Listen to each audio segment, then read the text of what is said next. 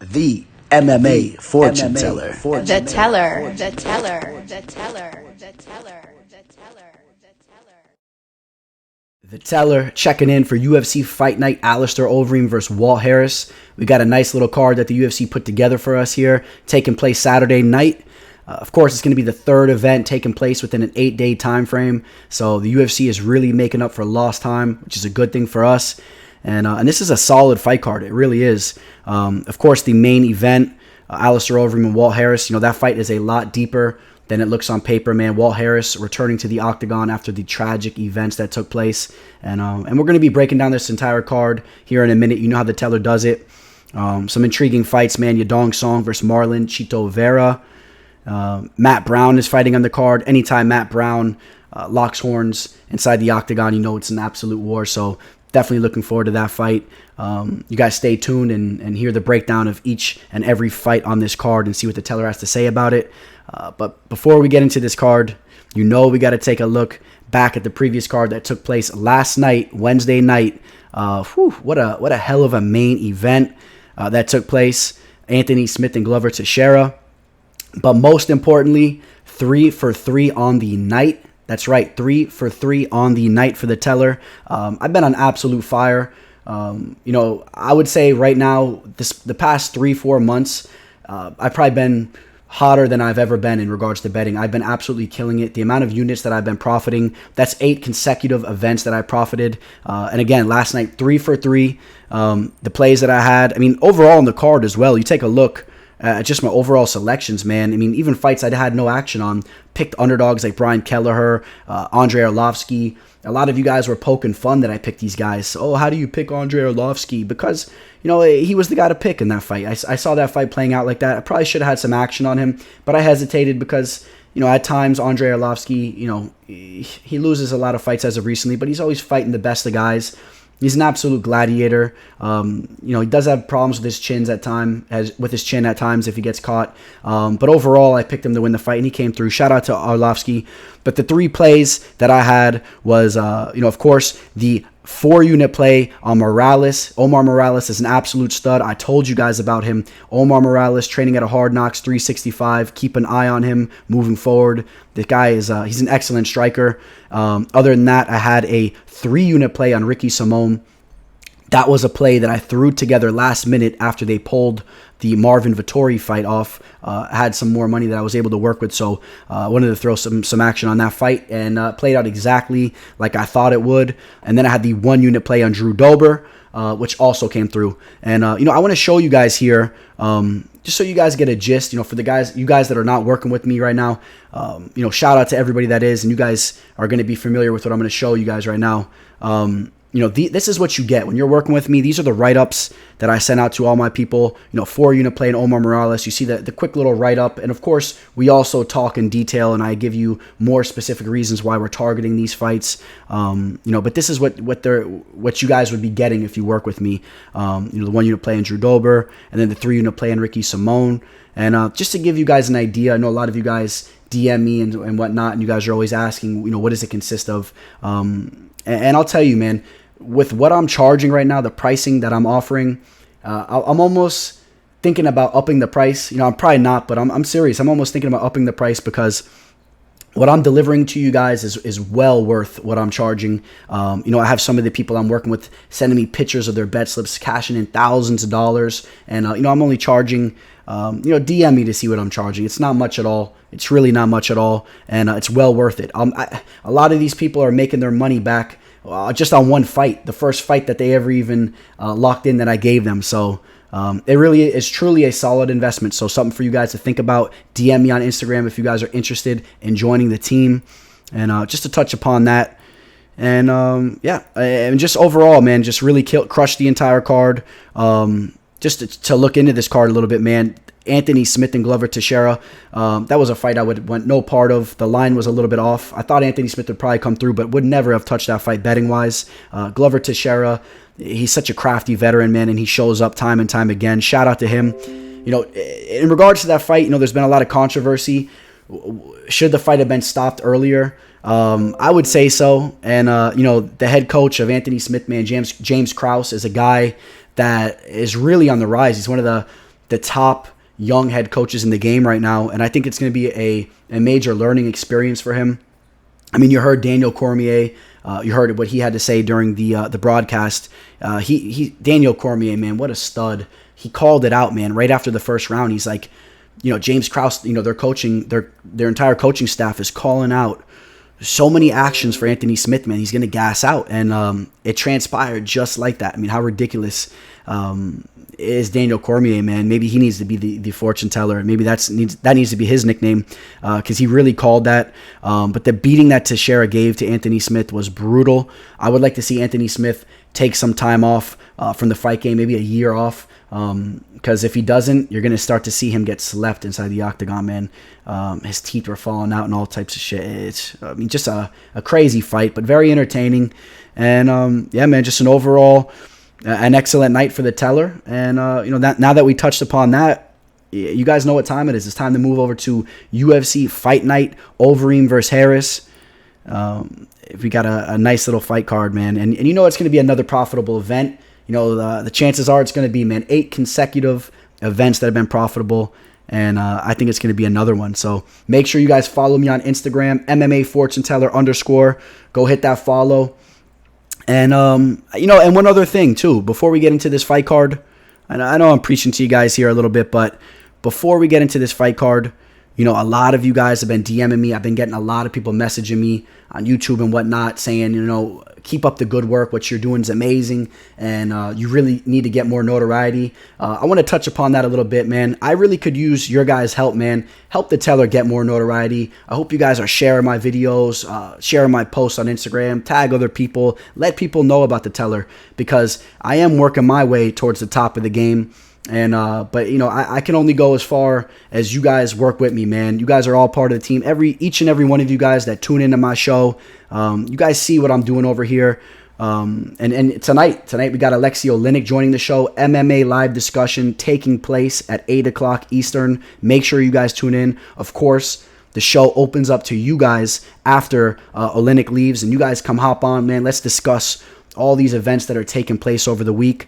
You know what I mean? So we all work as a team and as a family over here, man. Shout out to all you guys that tune in for all my fight prediction and breakdown videos, all my content. I appreciate each and every one of you guys. So just wanted to touch upon that. And you know what time it is now, man? It's time to get into this card. We got the lines right here.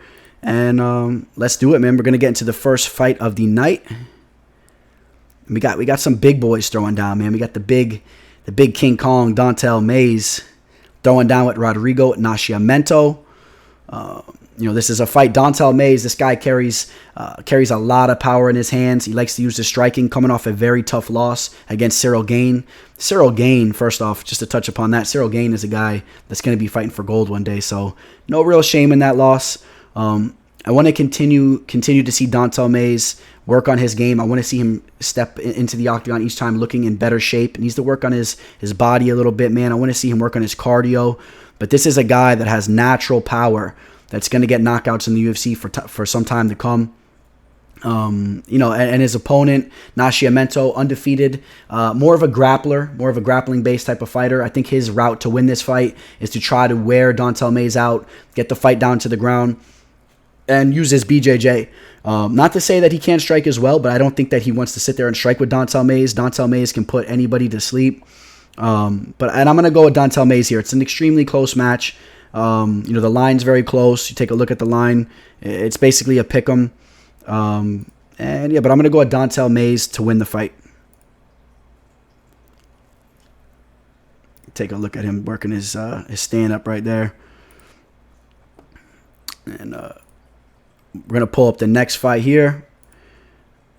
In the next match of the card, we got Darren Elkins taking on Nate Landwehr. And, this guy Nate, man. Nate is coming off a tough loss against Herbert Burns, the brother of Gilbert Burns. That was a fight that a lot of people thought that he could have won. But, Herbert Burns showed again, man. He's a very well-rounded fighter, man. And training with his brother, Gilbert Burns, who's about to get a fight with Tyrone Woodley. The Burns brothers they're doing their thing over there, training at Hard Knocks 365. You see all those guys, talking about Omar Morales a little bit earlier. Those guys are doing their thing over there. That's one of the top fight camps on planet Earth right now. And just to touch upon that, but Nate's taking on Darren Elkins. Darren Elkins, the zombie, did not look good in his last fight. Darren Elkins is starting to look like a fighter that needs to probably exit the fight game. He's taken a lot of damage throughout his career. I'm a fan of him. Look at his nickname, The Damage. Yeah, speaking of that, this guy has taken so much damage. Remember that fight against Mirsad Bektik? He came back and got the victory. But let's not forget about the damage he took in that fight. You take a look at him in his last match. He fought Ryan Hall, that submission, that 50-50 type of fighter. He likes to work with the legs. And just got picked apart in that fight. And Darren's really looking stiff. He almost looks like he's handicapped. I hate to say it like that. But he's a fighter that I would never feel comfortable having action on ever again at the stage that he's at in his career. And after he loses this fight on Saturday, man, he might want to think about heading into retirement. Nate Landwehr, this is a tough guy. Good grappling, strong wrestler, carries some power, needs to polish up his striking. But he shouldn't have a problem with going in there and taking out Darren Elkins, in my opinion.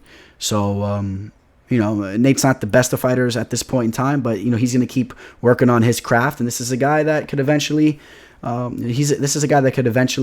be making some noise. So keep an eye on Nate. But I'll definitely go on Nate to win the fight. And the next fight, we got Courtney Casey taking on Mera Romero Borella. Mera Romero Borella, this is a girl. You never know who's going to show up when she steps into the octagon. I've seen flashes of greatness from this girl training at American Top Team. There's been times her jiu-jitsu has looked so nasty where you think she's just going to wreak havoc on the division. And then there's other times that she steps in there that she just doesn't look good at all.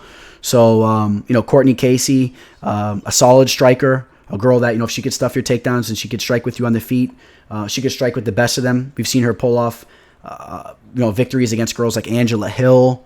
A lot of split decisions on her resume too, man. When she fights, the fights, they tend to be close. So, I don't know how comfortable you guys feel grabbing her at a line like she is in this fight, in the upper minus 100s. I wouldn't feel comfortable. I think the value's on the dog. But as far as straight up, I'm going to go with Courtney Casey to win this fight. I think she can keep this fight standing, and I think that she would probably edge Mera Romero Borella on the feet. So I'm going with Courtney Casey to win the fight. This next fight, man, this is a fight. Don't sleep on this next fight. This is a fight that could be very entertaining. Mike Davis taking on Giga Chikadze, the Georgianian fighter who's looked good, man, as of recently. This guy's a nasty striker. Giga is definitely a striker, and that's how he's going to look to win this fight. He wants to keep it standing. You see him here. This guy was a kickboxer, and he's nasty on the feet. Constantly working on his takedown defense. You know the name of the game. That's what he needs to do. And then he's taking on a guy, and Mike Davis, who's pretty well-rounded. We've seen him make his debut on Dana White's Contender Series. He had a tough loss in that fight against, I think he lost to Sadiq Yusuf in that fight, the Nigerian fighter. Sadiq's the real deal, though. And, but Mike Davis hung strong in that fight. Mike Davis is a very skilled fighter. This is actually a really good fight. I slightly edge Mike Davis to take this fight. I think that he can mix in his striking with his grappling, and he has that edge in his pocket where he can use his wrestling. Take a look at what Mike Davis has been doing recently. He finished Thomas Gifford. I was there for that fight. That fight took place down here in South Florida. Of course, he lost to Gilbert Burns. I think he took that fight on short notice, and Gilbert Burns is pushing his way up for a title shot, so no real shame in that loss. And, of course, like I said, he lost against Sadiq Yusuf. But I expect Mike Davis to go out there and handle business. But I wouldn't be surprised in the least bit if Giga is able to stuff the takedowns, keep this a striking affair, and is able to win the fight himself, maybe even get a knockout. I mean, this guy is a real striker. Giga Chikadze, 31 years old, and he's one of those kickboxing type of fighters, training over at King's MMA. They're already one of the best striking camps in all MMA, and this guy was already a nasty kickboxer. He just took out Jamal Emmers. That's a guy that a lot of people were high on, a prospect. But coming off 2 split decision victories, I don't know if it's going to be enough to take out a guy, Mike Davis, who's running hot right now. So I'm going to go with Mike Davis to pull the fight off.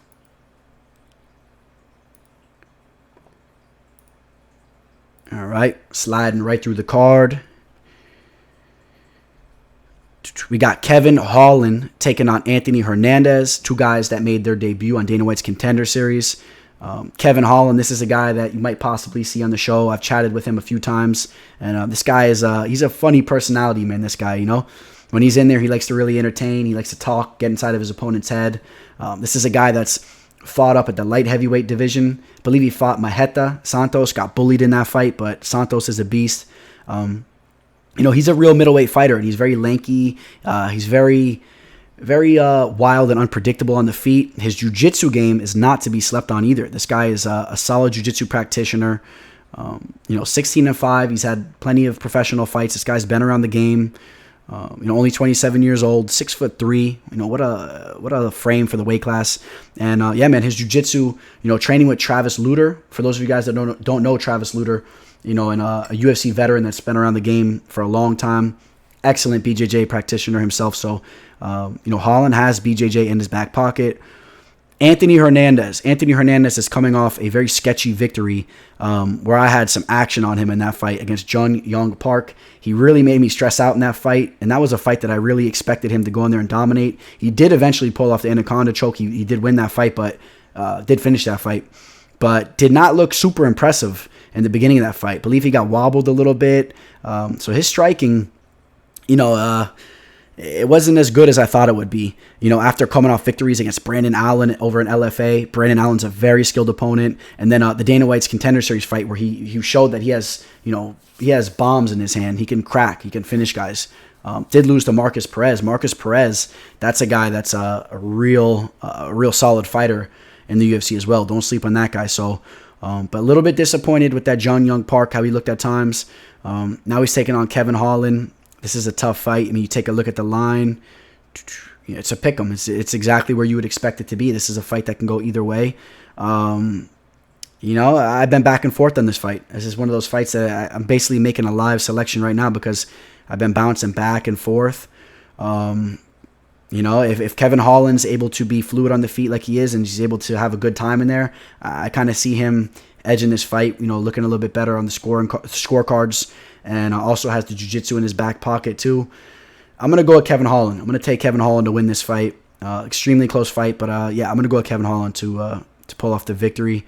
And then, maybe he'll come on the show. We'll talk about it, in the next couple of weeks or whatnot. All right, you guys, sliding through the card. Up next, man, I know you guys are excited about this match.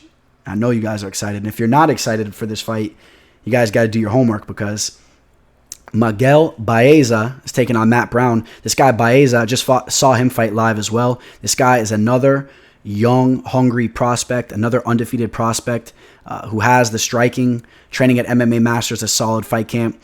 This guy's been doing his thing, just took out Hector Aldana. Was there for that fight, saw that fight live. And he's taking on the crafty veteran and Matt Brown, man, the absolute warrior and Matt Brown, who's been in more wars than just about everybody. Or just about, more wars than anybody. He's up there with the top of them. He has a solid and underrated wrestling pedigree. This guy has trained his wrestling with the Cuban Olympic team. His striking's nasty. He can take a shot. Does have problems at times with the body shots. I would like to see Baeza work the body here if he wants to get a finish. And I expect Baeza to win this fight. As much of a fan as I am of Matt Brown, and as much as I want to see him win, I got to go with Baeza. You see he's a 2-1 favorite. And I would say that's about right. I mean, Baeza should be more fluid in there, more athletic, more quick on his feet. I would love nothing more to see Matt Brown step up in there and pull off the victory, though. Shout out to Matt Brown, a true legend in the game, a legend. The performances that he's put on inside the octagon will never be forgotten. And if you guys don't know what I'm talking about, just go run back the tape on any of his fights inside the octagon. Always so entertaining. I mean, you take a look back at take a look at some of these. I mean, Eryk Silva, man, that was a fight that he got dropped. He came back and he pulled that fight off. The Robbie Lawler fight was an absolute war. The Johnny Hendricks fight was an absolute war. Just amazing fights, man. The Jordan Mean fight was nuts. If you guys are bored out there, with this whole pandemic and you want to watch some exciting fights, run the tape back on Matt Brown.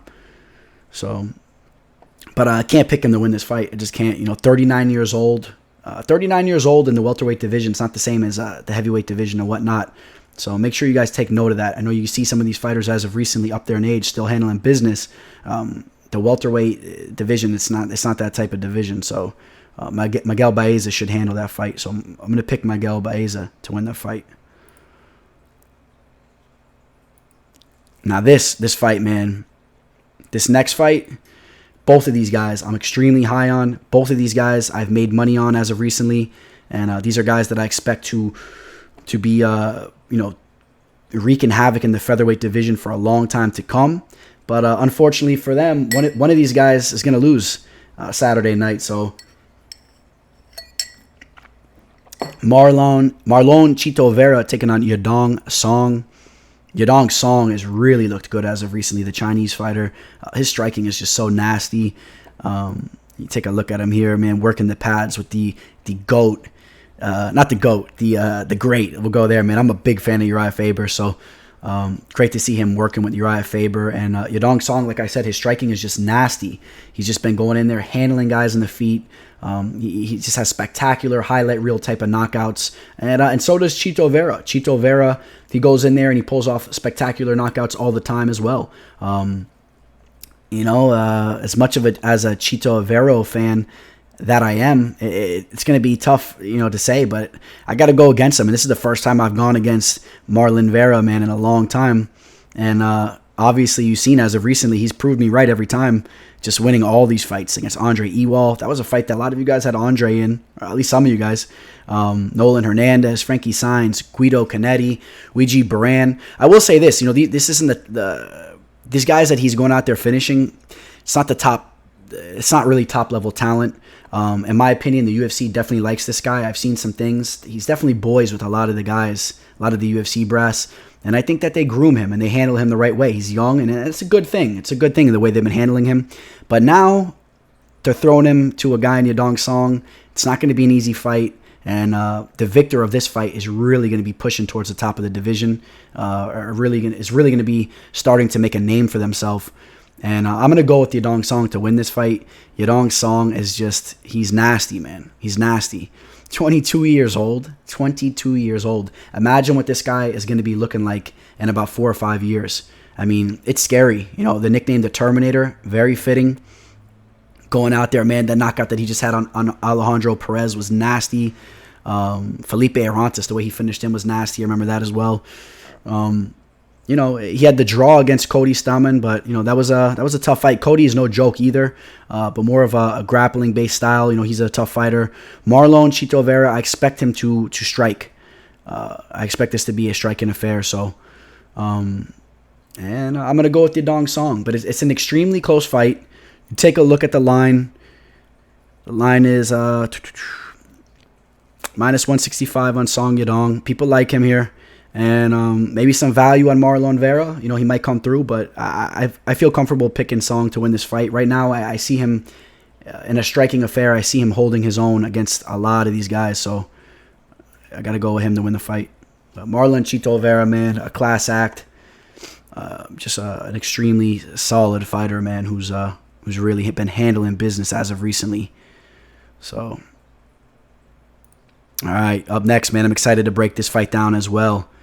This guy's a cool dude, man. Eryk Anders. This is a guy I've been talking to him as of recently. He's ready to come on the show. He was almost ready to come on the show this Thursday.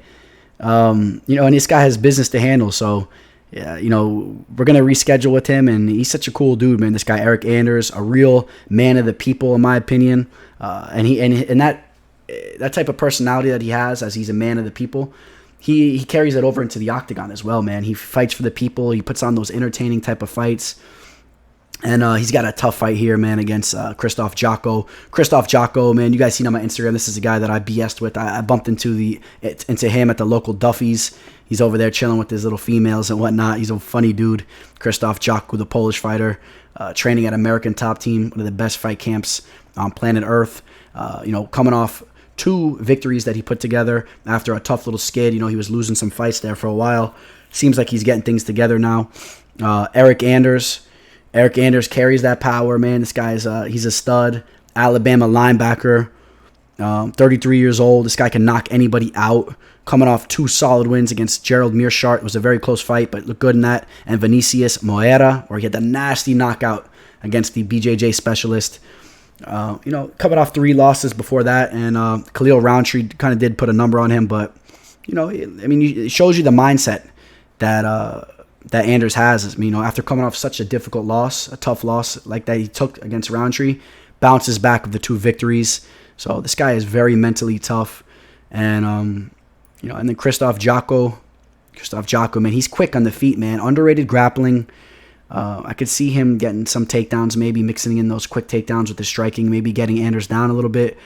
But Anders is a tough grappler too, man. This is a very close fight. It's a very close fight, and I've been back and forth on my selection here. And the more I thought about it, though, I do have to slightly edge the Polish fighter here in Krzysztof Jotko. I feel like he's a little bit quicker on the feet, a little bit more fluid. But wouldn't be surprised if Eryk's able to walk him down, walk through him, and maybe land some power shots and pull off a close decision like he's done before, or maybe even get a nasty knockout. One knockout we got to touch upon that Anders had. How about that knockout where he straight booted? He kicked a field goal. I didn't know he played kicker for Alabama. I thought he was a linebacker, but I guess he also played kicker because who was that against? Let's check it. What knockout was that? Tim Williams. Yeah, Tim Williams, man. He absolutely punted Tim Williams' face across the octagon. So you never know if he's going to step into the octagon and get a highlight reel knockout. So shout out to Eryk Anders. But a slight lean on the Polish fighter to pull this fight off. But who knows what's going to happen in here, man. 2 very skilled opponents, man. 2 extremely cool dudes. All right, man. We're going to keep moving through this card. Let's see what we got next.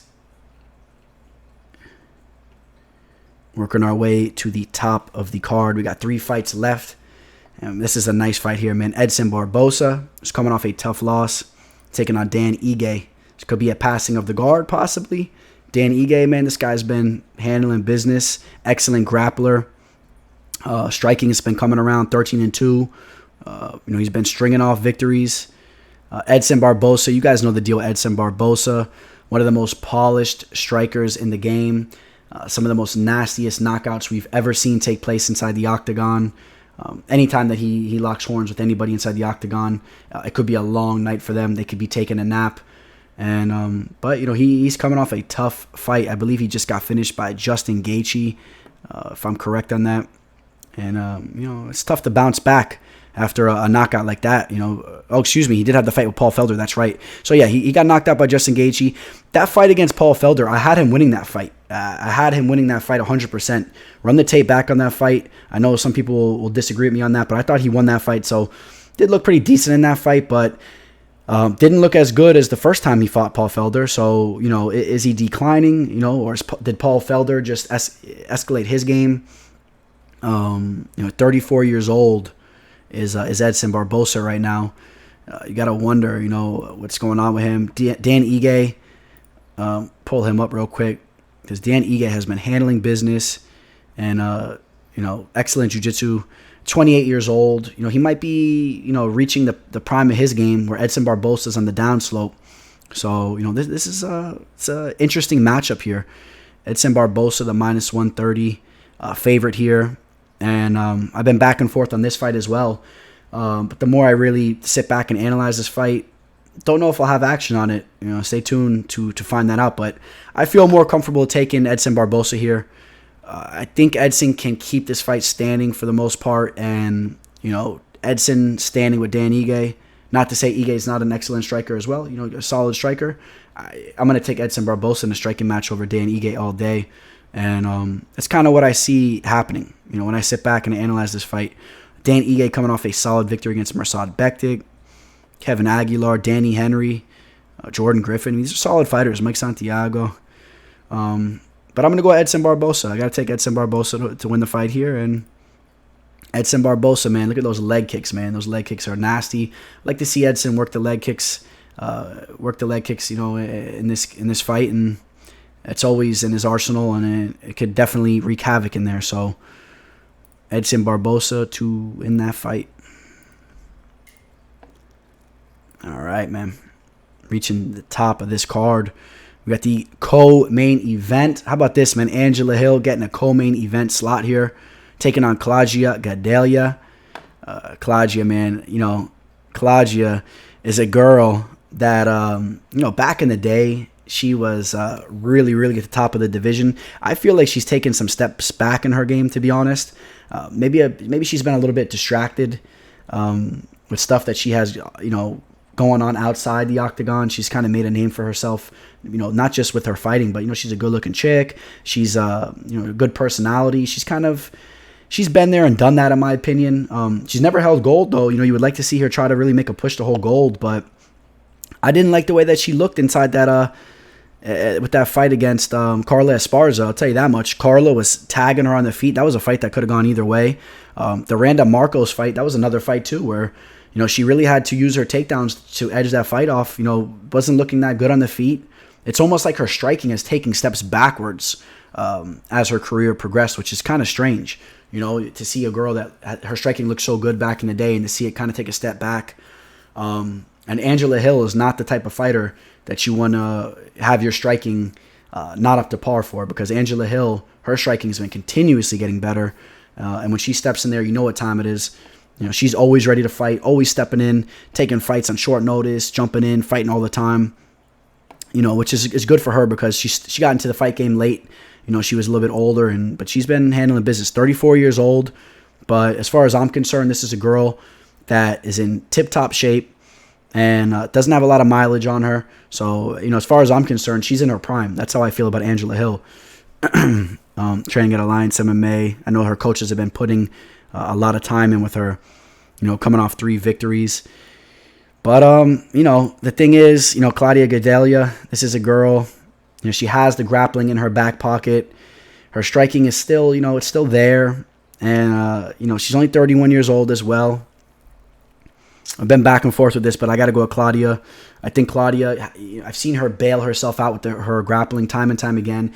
Even if Angela Hill is able to get the striking off a little bit, I could see Cláudia, digging in her back pocket, pulling out the grappling, getting some takedowns, and, and holding her own on the feet as well. Or maybe she puts it back together and her striking even looks better than Angela Hill's in the feet. Wouldn't be surprised either. So, as far as the line goes, minus 190, I wouldn't feel comfortable with that. I don't know if you guys do. I wouldn't feel comfortable with that at all. So value has to be on Angela Hill. I know a couple of you guys have been looking into betting Angela Hill here, and wouldn't throw any shade on you for doing that. So, Angela Hill, she's been looking good, man. She's been looking good. She had some tough fights. You see her losing there to Esparza, but has continuously worked on her game, and she's a good striker, man. She's a good footwork, and she gives a lot of girls problem on the feet. So seen her fight in person a few times, and she's looked good, man.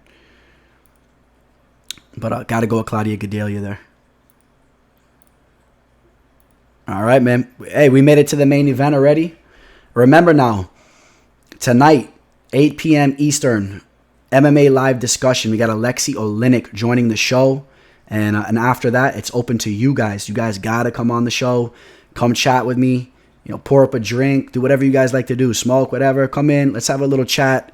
And every Thursday, 8 p.m. Eastern, going to have a fighter joining us. Soon I'm going to have multiple fighters joining us. It's going to be a great time. The show will be kicking off. You'll see. It's going to be a big-time show. So it's cool that you guys are already, tuning in at the very beginning stages of the show, and you guys get to see the show progress and eventually become one of the biggest MMA shows in the game. So mark my words on that. The teller always delivers. So, when I tell you guys this, mark my words. Have I not delivered on anything I've said, man, from the beginning? For those of you guys that have rode with me from the beginning, when I started off just giving pics to you guys on Instagram and whatnot, I told you guys every step of the way. I will continue to escalate the game, my game, and until we reach the top. So, before you know it, I'll have press credentials, and you guys will see me at these UFC events. You'll see me at all the shows and whatnot, and that's what's going to happen. So, stay tuned for that. All right. So, with that being said, we're going to get right into the main event.